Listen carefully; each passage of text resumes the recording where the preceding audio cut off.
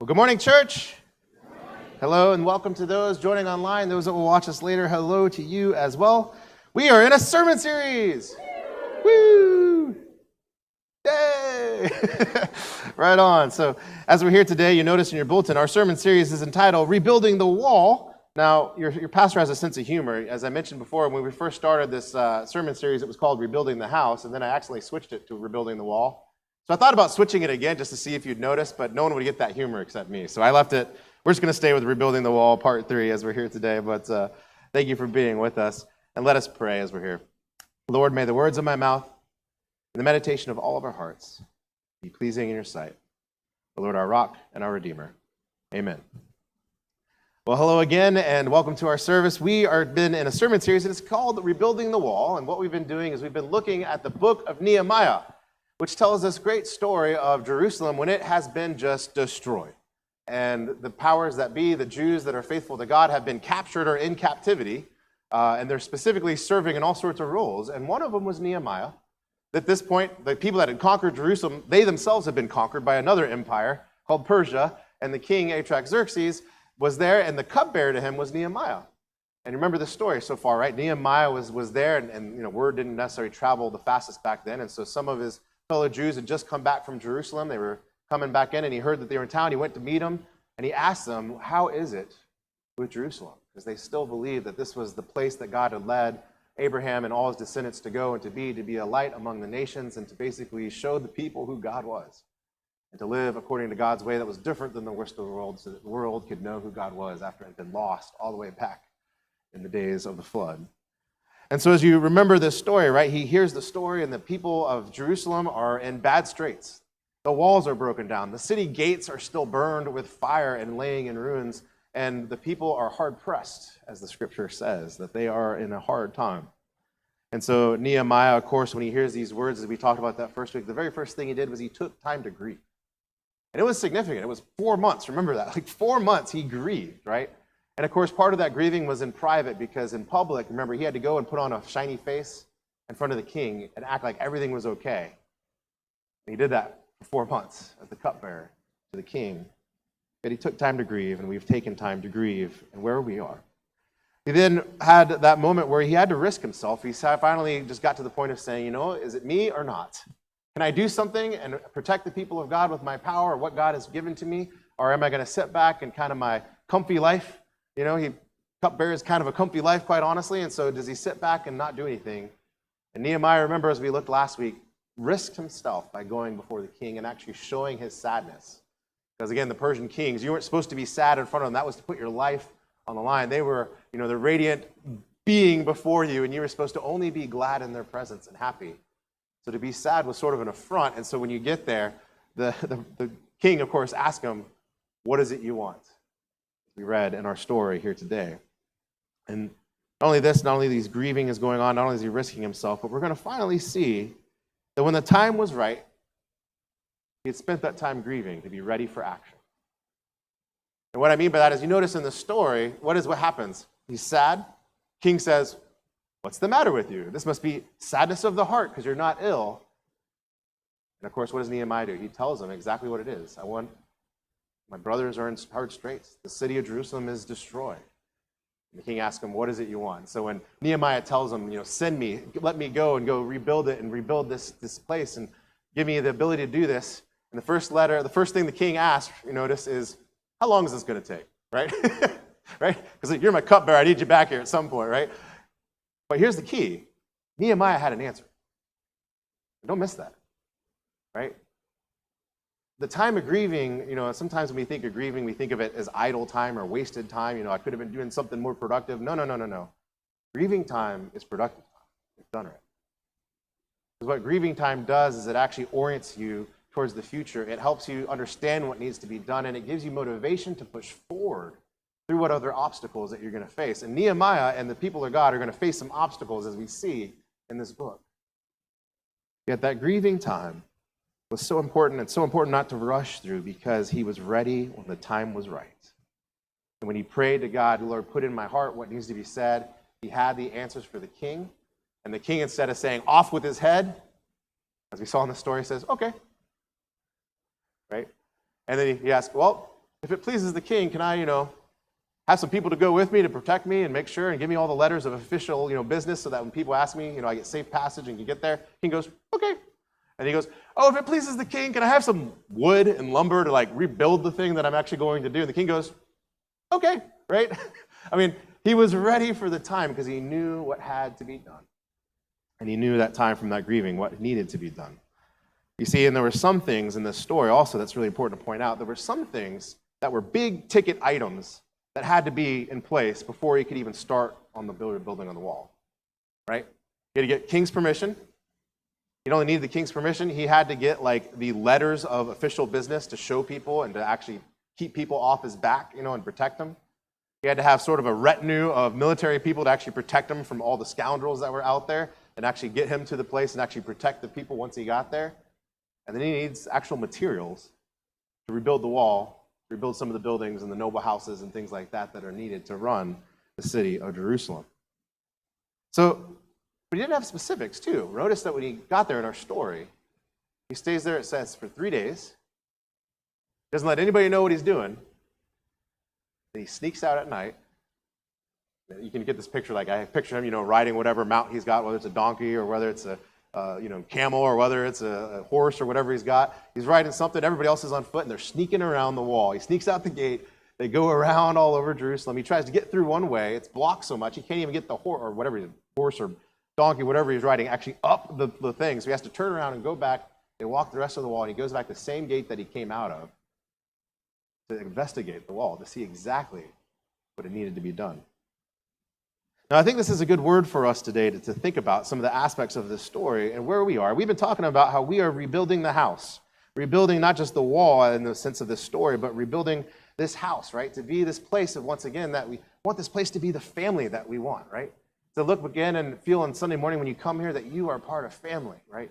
As we've been through some hard times, some maybe divisive times, and now our path is now set, our future is now clear. And so now we want this place to be rebuilt and re-strengthened and once again be a place where you come and whoever would come that would come in here and feel like they're part of a family, that they're welcome. But of course, to do such things, I think there's some key parts of this story that are actually very helpful for us to think about. What I mean by that is there's a few things. First of all, grieving doesn't need to be rushed through, right? Remember that. Grieving is not a rush through process. And if you know anybody in our grieving, when we do our grieving classes here at church, one of the things is it's okay to take multiple grieving classes, right? You don't get kicked out. You don't get a certificate of accomplishment, check that off the box when you're done, right? If you need to keep grieving and that process is still going, it goes however long it goes, and that's okay. And I say as your pastor, it's okay, same thing, right, for a church. It will be however long it will be, and it will, of course, be different for different people and different times. Be gracious with each other in these moments. Let people grieve. Be with each other, not build them as much as you can. Love each other, but give room for people that maybe aren't as far along a process as you are. And vice versa. Be patient with those that are ready to go get them, right? When some people are ready to hold back and to keep grieving, right? It's going to be kind of a process and it's always a messy thing with a group of people, but nonetheless, be gracious with each other both ways of that spectrum. But when you think about this, I want us to also think about this idea is that when you rebuild something, it's really important to know at the outset what big things you need, right? There's always, when you rebuild something, you got to have some core things in place. Like Nehemiah, right? You needed the permissions and all the letters and all the things in the wood, right? So likewise, when we look at our church and what we're going to rebuild, there are some key things that have to be in place. You just have to have them. And you don't know all the nitty-gritty, dirty work. You haven't had a chance necessarily to go walk up and down the wall and learn every single, niche that needs to be fixed or things needs to be filled and all that stuff. That's going to come later. But right now, on the outset, you can look ahead and you can say, no matter what's going to happen, this is things we need, right? And that's what I want to talk to you about the rest of the sermon here today, of how we're going to rebuild this. What are the things that have to be in place? What are the things, as we talked about last week when I mentioned to you that there are things that we have to risk ourselves and say, yes, Lord, I will do it, or yes, Lord, send me, or yes, Lord, I'll risk myself, or go through trial, whatever I need to do to actually be the person to fulfill a role. We're going to talk about those roles here today. But I want to also kind of think about one other thing real quick, and this slide right here really kind of gets to it. And I'm sorry it washes out. You do this on your computer at home, and then you put it up on the thing, and I'm sorry. I'll read it for you since you can't read it because I know you can't, right? So here's what it says. It says, why, just think about this for a second. Why is the wall important? Now, I know some of you can read the answer, right? But why is the wall important? For those that read, what does it say? For safety, right? Of course, you want to rebuild the temple. Of course, you want to rebuild all the areas of commerce. Of course, you want to rebuild all the bath structures and all the things the city needs. But the very first thing Nehemiah sets out to do is what? The wall, right? Why? Safety. If you're in a land that's in danger, you can't have anything else if you don't have a wall to protect yourself, right? And so Nehemiah sets out to make sure the wall is made. But here's the thing. Walls don't exist for the sake of walls, right? It's not the end means. And what I mean by that is, there's always a means to an end or things like that, right? Walls don't exist just to have walls. Walls exist to provide something else, safety, so that other things exist, right? Those are the true ends you're trying to get to. And what I mean by that is this, is that, the real reason, the real end point of a wall is not just safety. The real end point of the wall is that the safety provides the people, specifically in this case, the people of God, that they could thrive and be exactly who God called them to be, right? Because if the wall's not there, anybody else that wants to come conquer them is just going to come marching on in and take it over once again. And it doesn't even have to be the big empires. It can just be some of these other smaller groups of nations that just don't like them. And they just go behind the king's back and smother them anyways, right? The wall is a necessary thing, but it's not just the sake for the wall, right? But the wall is really important to get to the things that really matter, right? Nowhere in Scripture does God say, all right, you will be my people when you build a wall, right? God talks about you need to worship a certain way, right, to the Israelites. He says you need to do these things. You need to live this way. You need to act this way. This is what my people of God are supposed to do. But none of those things are possible without the wall around Jerusalem. So you get kind of it? The wall is important, critically important, first step, but it's not the ends. It's just the means. Well, likewise, church, when you look at a United Methodist Church, there are things that are the means, if you will. There are things that are super important that you have to set up, you have to have in place in order for the church to survive. So we'll move on to the next slide at this point. And so there's key structures in the United Methodist Church, in a United Methodist Church, a local church of the denomination.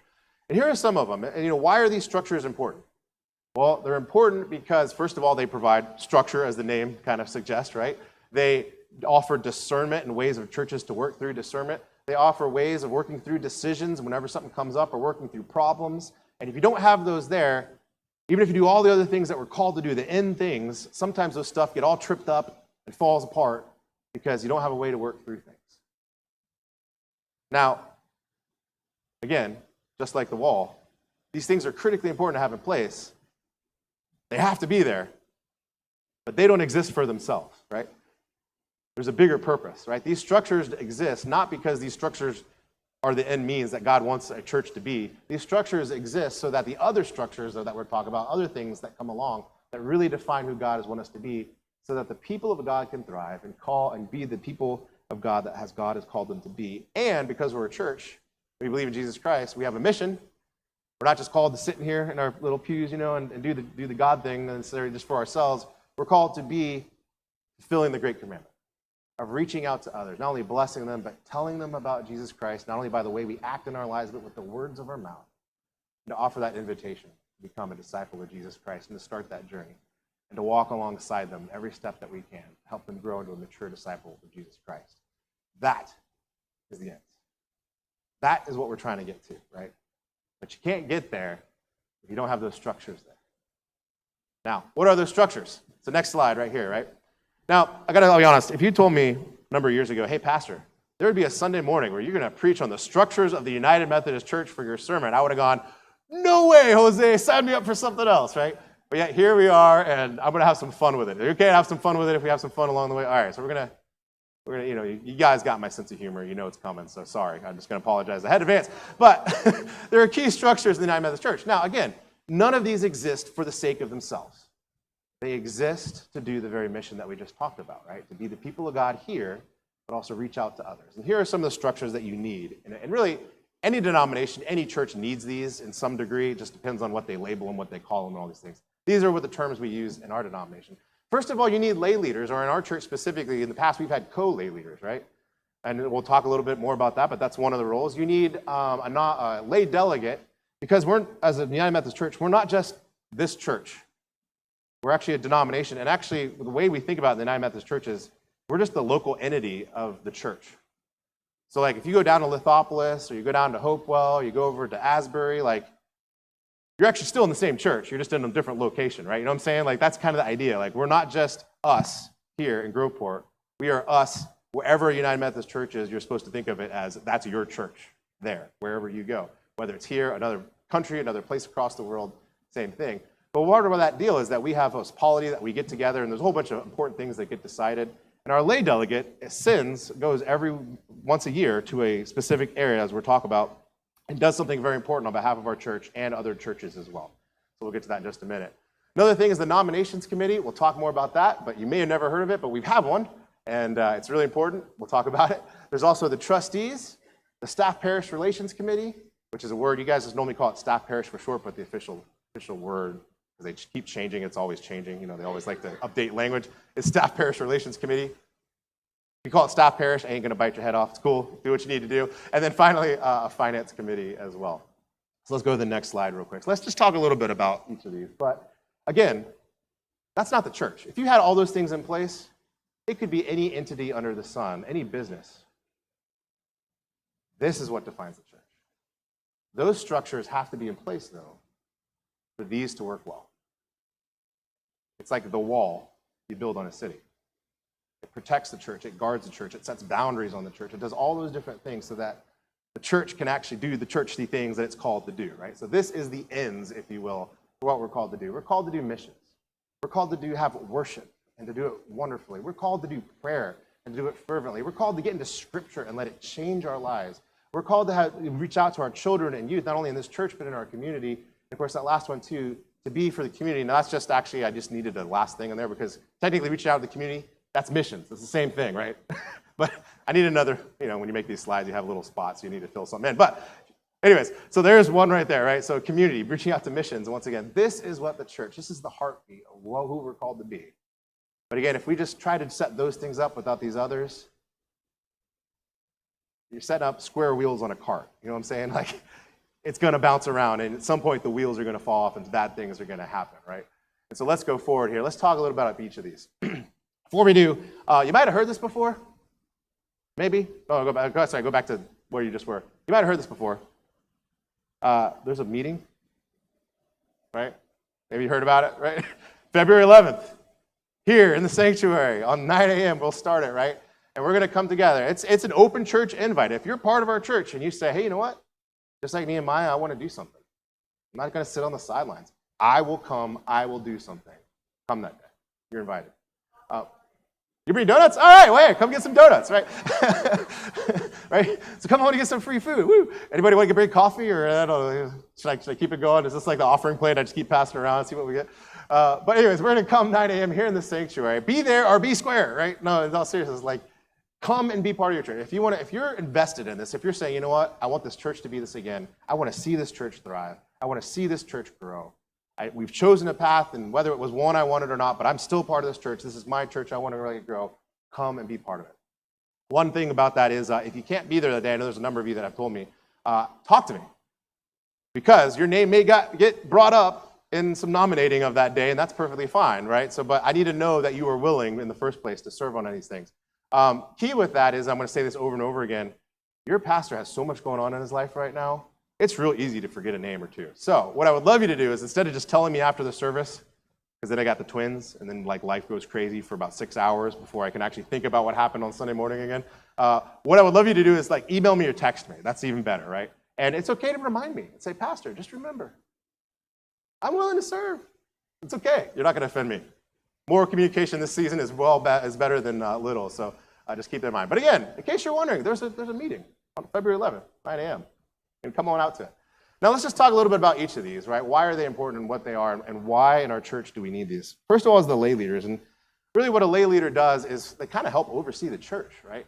They're kind of the go-to lay leader person, not just the pastor, but someone to represent the lay people and to help address concerns.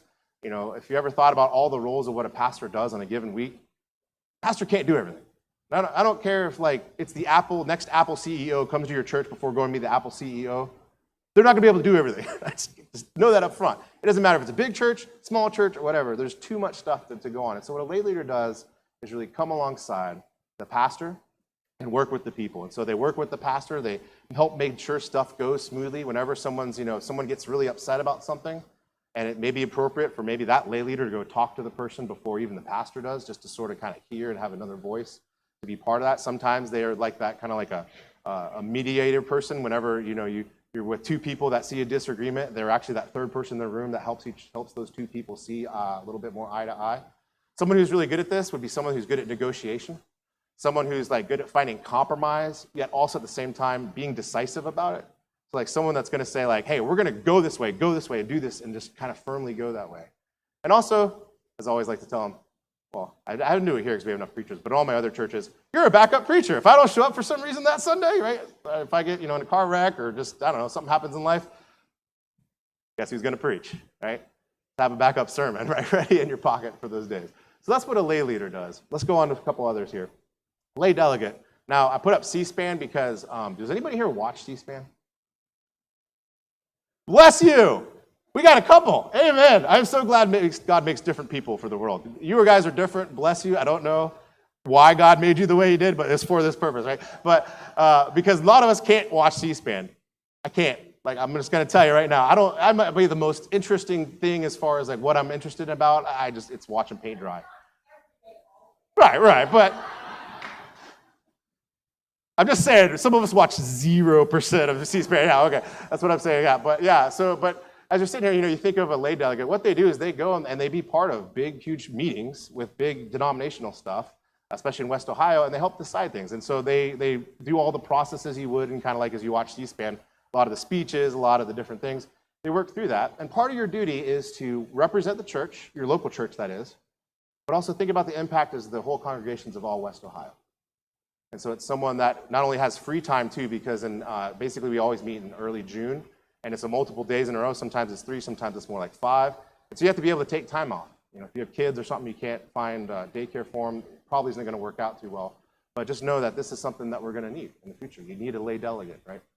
Moving on here, we'll kind of go through them pretty quickly. Trustee is exactly what you think of. I found this fun little thing, and it got cut off, but it says, fun fact, it says, you as a trustee get to determine and tell people no, right? Because what a trustee does for a church is these things. They oversee the property and assets. So if you're a handy person and you like fixing things, that's great to be a trustee. If you're a green thumb and you love to make things look beautiful outside, you would be a great trustee. If you are good at law and you understand law stuff and you love to parse things out, you're great at trustee. They do some law things. If you love insurance, God bless you. Once again, you C-SPAN people, right? But God bless you, but you are great as a trustee, right? And so those are some things that you have to think through as trustee, of course, to oversee our building, oversee our assets, including the parsonage and other things as well. Let's move forward just with a couple more here. Finance committee does exactly what you think it would. They help the church stay on budget. They always look at what's coming in, going out, and making sure, there's seasons of life where there's just abundance and you can just do everything under the sun. And there's also seasons in life, where things get, more restricted and you only have a certain amount of assets, and you have to determine how to use those assets as best and wisely as you can. That's what a finance committee helps sets the budget for a yearly deal. I know you're all going to buy this shirt. I'm going to sell them afterwards. You're going to wear them next Sunday. You're welcome to if you want to go find them. They're easy to find online. But anyways, but what a staff parish relations committee does is they're basically the in-between. They're like the HR of the church, right? And so they help all the staff know what their job is. They help make the job descriptions. They help interview people for staff. They help do yearly evaluations for the staff. And they also work through disagreements. Whenever maybe a staff isn't doing maybe what the job expected to with the church, they help work through that process of making sure it runs smoothly. And also, very importantly, they also help create profiles and interview new pastors. So in our system, there's an appointment system. So in theory, the bishop makes an appointment and they send a pastor here. But there's actually a process where the church actually meets with the DS before that and says, hey, here's the type of pastor that we need. And I'm going to use the word profiling. I don't mean that, we use that a lot of times in negative in the world, but what I mean by that is, what kind of pastor do you need? I don't mean like all the ways we normally think of profiling. I mean like, do you need the pastor that's really good at visits and visiting sick people? Do you need the pastor that's really good at preaching an inspirational message? Do you need the pastor that's really good at administration and making sure things and dots are connected? Are you do you need the pastor that's really good at fundraising, right? Do you need the pastor that's really good at, on and on and on? All pastors have different skill sets and different things. And part of what the DSs and the bishops need to know is, who do you need? And so part of what you do as a staff parish is whenever there's a pastoral transition, you look at what kind of pastor you need. You have a conversation with the DS, and they try to help make that fit in the future to make sure that you get the type of person you need for the future. And then, of course, you need to buy these shirts and make sure you wear them. We have what? Thank you.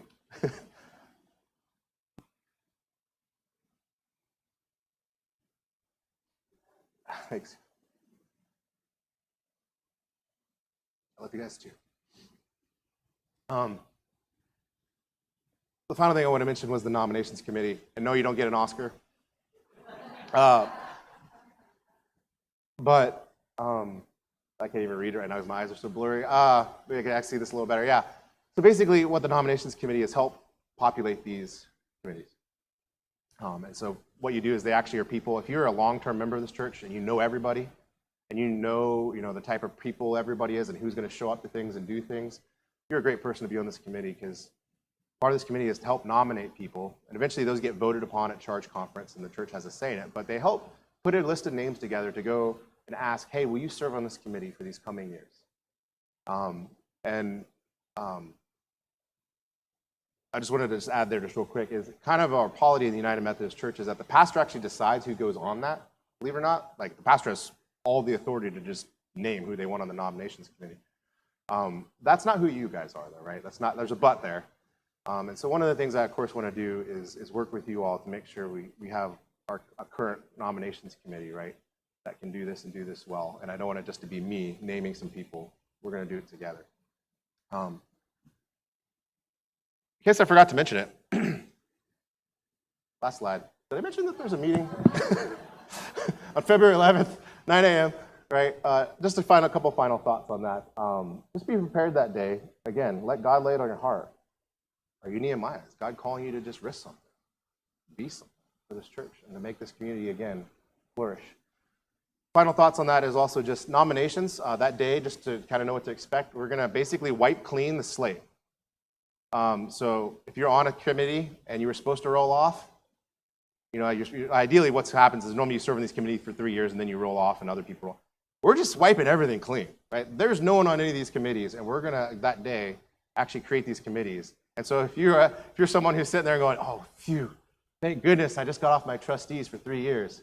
Sorry, you might get nominated again. I'm just saying. So, but just wanted to let you know. So we're going to wipe these clean and do this. And the day you're going to be able to nominate yourself, or volunteer yourself is really the way to say that, or nominate other people as well, so long as they're here in the building or, in the worship area, or that they have told me that they're willing to serve. And so that's what you can kind of expect that day. And we're going to build a wall, guys. We're going to build a wall together. Let's pray. Lord, as we're here today, we thank you so much for your love. And even though this scripture is very specific in our message today, it's very specific for exactly where we are and exactly where this church is. God, we know that there's these certain structures that help this church do the things you've called it to do, and to be actually a church. So God, we're praying right now, Lord, help us to set a good foundation. Help us to set a wall that not only looks beautiful, but really truly is anchored and makes this church protected from trip-ups later down the road. And that one day this church could again thrive, and not that it's already thriving, but it could thrive and grow to be something it has never even been in the past, that it could grow and be great for this community. That people would hear about Groveport United Methodist Church and they would say, oh, I've been dying to go to that church. I've heard so much about it. That's what we want for you, for your kingdom. And so, God, use us in these moments. Speak to our hearts, especially those, Lord, that are still deciding what their future is. Speak to those hearts, Lord, that are sitting there and wondering, I know I'm going to be part of this church, but do I say yes and volunteer for something or not? Lord, just guide us. Guide us by your hand. May your will be done in our life. Amen.